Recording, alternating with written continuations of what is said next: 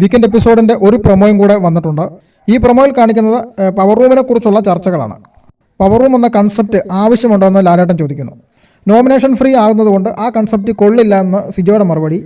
Power room concept ഉള്ളതുകൊണ്ട് individual play അത്ര കണ്ട് അങ്ങോട്ട് ചെയ്യാൻ പറ്റുന്നില്ലെന്നായിരുന്നു ജാസ്മിൻ്റെ മറുപടി.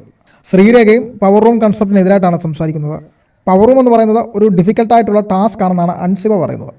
ഈ പവർ റൂം എന്ന് പറഞ്ഞ കൺസെപ്റ്റ് കൊള്ളുകയില്ലെന്നാണ് റസ്മിൻ പറയുന്നത്. കാരണം റസ്മിൻ അത് പറയാം, കാരണം 4-5 വട്ടം റസ്മിൻ പവർ റൂമിൻ്റെ മെമ്പറായിട്ടുള്ളതാണ്. ഈ പവർ റൂം എന്ന കൺസെപ്റ്റ് വേണ്ട എന്ന് ഒബ്ജക്ഷൻ പറഞ്ഞ ആളുകളെ മാത്രമാണ് പ്രൊമോയിൽ കാണിച്ചിരിക്കുന്നത്. ഇനി പവർ റൂം എന്ന കൺസെപ്റ്റ് നിലനിർത്തണമെന്ന് ഏതെങ്കിലും കണ്ടസ്റ്റൻറ്റുകൾ അഭിപ്രായം പറഞ്ഞു എന്ന് നമുക്കറിയില്ല. അത് എപ്പിസോഡ് വരുമ്പോൾ അറിയാൻ കഴിയുള്ളൂ. പക്ഷേ ലാലേട്ടൻ പറയുന്നൊരു കാര്യമുണ്ട്, പവർ റൂം എന്ന് പറഞ്ഞ കൺസെപ്റ്റ് വളരെ രസകരമായിട്ട് നിങ്ങൾക്ക് ഉപയോഗിക്കാൻ കഴിയുമായിരുന്നു. സിബിനൊക്കെ പവർ റൂം ടീം ആയിരുന്ന സമയത്ത് അത് നമ്മൾ പ്രേക്ഷകർ കണ്ടതാണ്. അപ്പോൾ പവർ റൂം എന്ന കൺസെപ്റ്റുള്ള മോശം, അത് ഉപയോഗിക്കുന്ന കണ്ടസ്റ്റൻറ്റുകളാണ് മോശം. അവർക്കതങ്ങനെ നല്ല രീതിയിൽ കൈകാര്യം ചെയ്യാം എന്നുള്ള ഐഡിയ കിട്ടിയിട്ടേ ഇല്ല. അവരത് അധികാര പദവിക്കും പേഴ്സണൽ ഗ്രഡ്ജ് തീർക്കാനുമൊക്കെയുള്ള മാർഗ്ഗമായിട്ടാണ് കണ്ടേക്കുന്നത്. പിന്നെ ഏറ്റവും വലിയൊരു അഡ്വാൻറ്റേജ് എന്ന് പറഞ്ഞാൽ നോമിനേഷൻ ഫ്രീ.